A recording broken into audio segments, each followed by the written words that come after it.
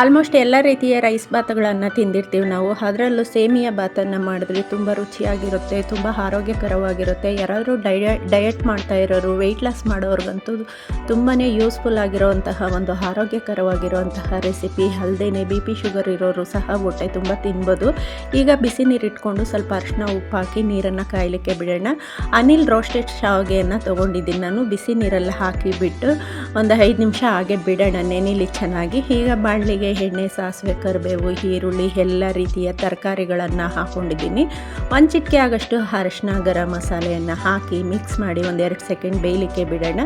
ಈಗ ನೋಡಿ ನೆನೆಸಿಟ್ಕೊಂಡಿರೋ ಅಂತಹ ಶಾವಿಗೆ ಇದನ್ನು ಸೋರು ಹಾಕ್ಬಿಟ್ಟು ಸ್ವಲ್ಪ ತಣ್ಣೀರು ಹಾಕಿ ಬೆಂದಿರೋ ಅಂತಹ ತರಕಾರಿ ಜೊತೆಗೆ ಹಾಕಿ ಮಿಕ್ಸ್ ಮಾಡಿದ್ರೆ ರುಚಿಯಾಗಿರೋ ಅಂತಹ ಆರೋಗ್ಯಕರವಾಗಿರುವಂತಹ ಸೇಮಿಯಾ ಬಾತ್ ಸೂಪರಾಗಿ ರೆಡಿಯಾಗಿದೆ.